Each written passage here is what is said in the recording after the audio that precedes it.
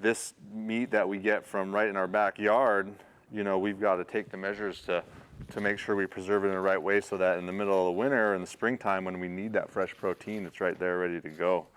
One thing I try to do whenever I get a deer is get it skinned right away, because the sooner you get that hide off of there, the easier it is, and the faster the meat can cool down, and the faster the meat starts the curing process.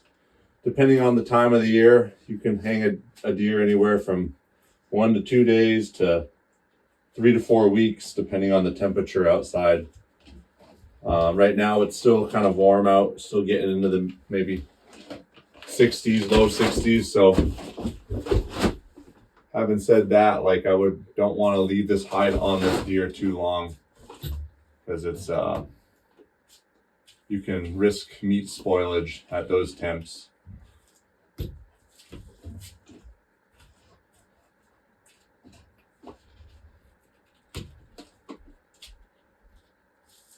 Also, like, why wait around to skin it if you could just skin it right away and it's going to be a lot easier? That's kind of the way I think anyways.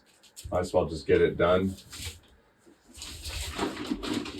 Get it done now and then relax, let it hang for a day or two. When you're cutting through the hide, you always want to cut with the fur. Don't cut across the fur, because that just cuts all the hair into little slivers, and that's what is really hard to get off your meat once you get it skinned.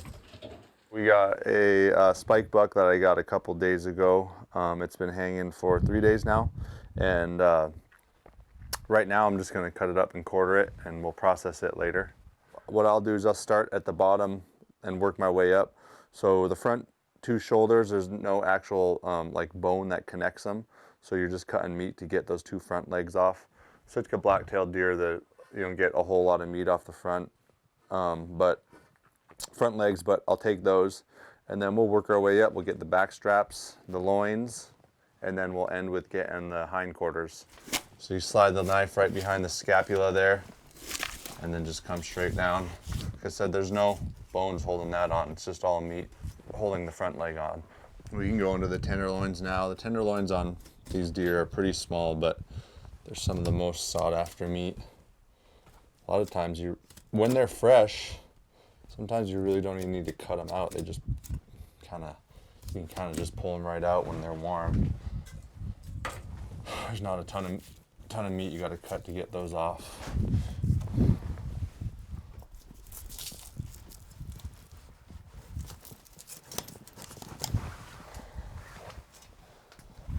That's a tenderloin.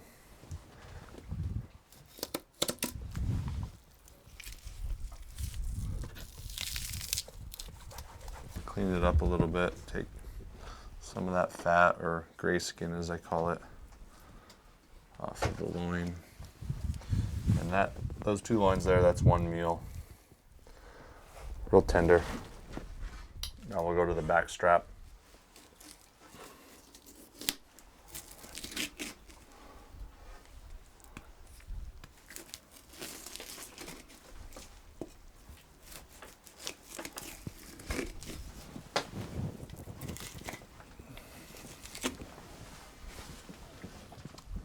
That's a back strap there. We'll remove a lot of this fat, outer layer, gray skin later on, but let's get some good meat there. Back strap number 2.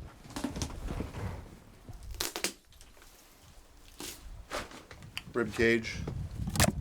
Now we're gonna get the hindquarter legs off. That's where majority of your meat's coming, from the hindquarters on your deer. And then with this, you got your the sternum bone here, so I just cut down, and you're just trying to take as much meat off of that back sternum as you can. You got to get to the point where you find that ball joint right there, and that's what you're trying to get your knife to, and cut around that ball joint. That's what's connecting the leg to the sternum.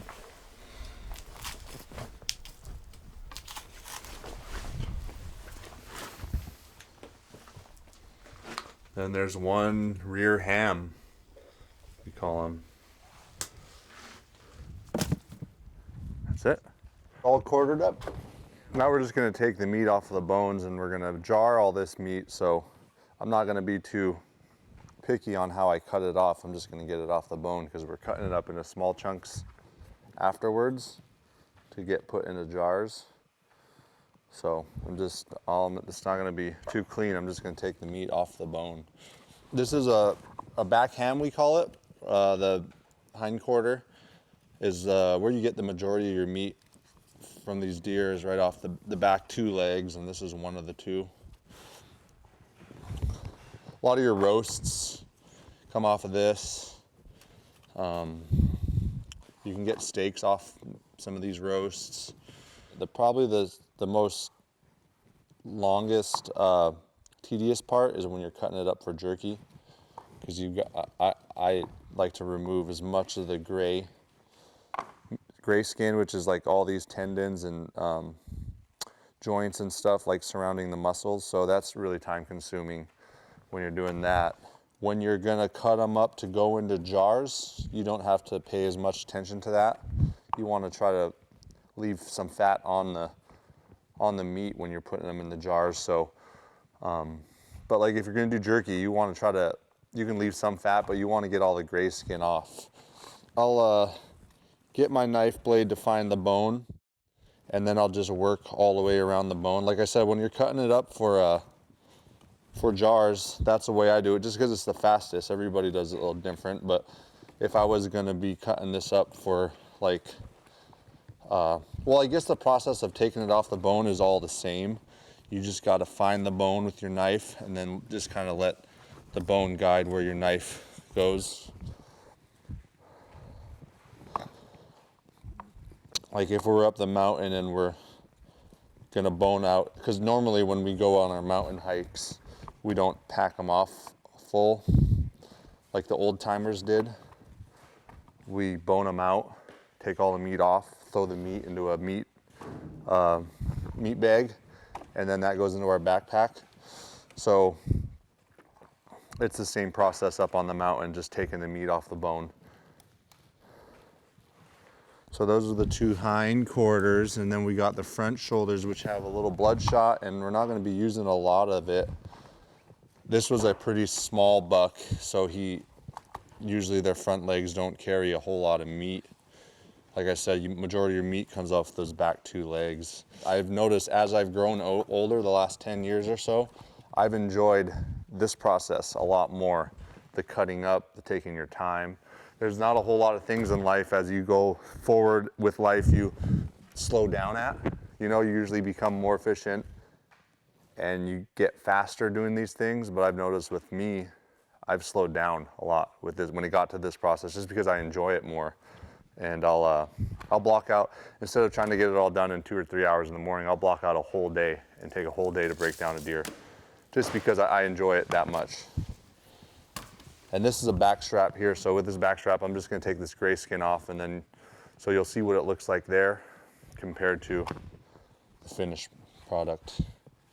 If there's one thing I judge people about when it comes to deer, I'm a tough judge on, is how far they take their back strap from off of the hanging deer. A lot of people will just take like the little small chunk, but when I cut it, I'll cut from literally the back of the hind all the way as long as it on the neck meat. And sometimes you can get like twice the amount of meat off of it that way. You're not leaving a lot for a neck roast, but you're getting a lot more with that type of cut. So that's like the best cut. If you go around to the elders, that's what you want to give them, is that right there. So that's basically it there. The backstrap and the tenderloins I don't think will jar. We'll just eat those. So this is a little ham that I would make jerky out of, and what I'm going to do is just going to let my knife find like the natural breaks in the muscle, and what I'll be doing is just cutting out just a muscle group out of the whole ham. And once I got that one muscle group cut out, I'll continue to clean it up, and that will go in the freezer overnight, and then I'll take it out. And when it's taken out, it's firm enough to where you can take a real sharp knife and cut it real thin. So that would be a jerky. This right here would be a jerky roast. And once that sits in the freezer and firms up, then you take your knife and you cut real thin strips, and then into the marinade it goes overnight. But the rest of this, I'll start chopping it up. 1 inch by 1 inch cubes, basically. When they boil down, they'll lose a bunch of water weight, so this will shrink to about half the size after you pressure cook it. So you don't have to go too small on the chunks. It's shelf stable. You know, it's pretty versatile. You can take out a jar and you can make deer spread out of it, or you can make stew meat out of it, or you can saute it. It's just instant protein, and it's easy to give it away that way. And just like our fish or anything else, we take the necessary steps to make sure it's preserved right and at high quality, so that, you know, we're eating it, our kids are eating, our grandchildren are eating, our elders are eating it. We gotta take good care of it. You know, we're respecting the animal by using it to the fullest, and that's just the way I was taught. That's the way I teach my kids. That's the message I'm trying to promote. Our hod kill word for deer is kat. So we have cut up our deer meat into cube-sized chunks. Now it's time to put them in jars for the pressure cooker. When we put our deer meat in jars, we start with about a half a teaspoon of salt. And then in goes the deer meat. I go about 3/4 of the way up, just like you would do with fish. You can go higher because it will cook down, but main thing is you just want to make sure the seal is good on the top, just like you're jarring fish. Everything that I've learned about it came from my grandpa Claude Morrison, and a lot of the butchering process was just me watching him and learning. So my grandpa was a great teacher when it came to that, and that's where I learned to use a lot of the animal, to cut it up, to take your time, to preserve it.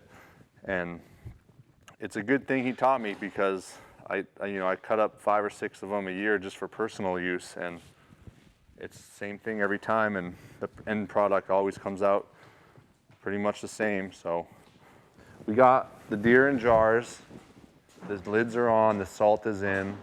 Now they're gonna go in the pressure cooker for 2 hours at 15 pounds of pressure. And then they'll be done, completely 100% cooked at that point. And then it's just about letting them cool, cleaning up the jars, and then storing them in a dry place for the winter. This deer will probably just be given away. We'll find a couple elders in town that'll eat it and use it. Everything that I've been taught, somebody taught me. So I have a responsibility to share whatever I know too. You know, that's a big part of it also. Our culture is like that. We share everything we got, you know. Whether it's the deer meat or it's the lesson behind cutting up the deer meat, we've got to share that, and we've got to continue to share that as we go forward, or else, you know, we're not really benefiting a lot of people, we're just benefiting ourselves.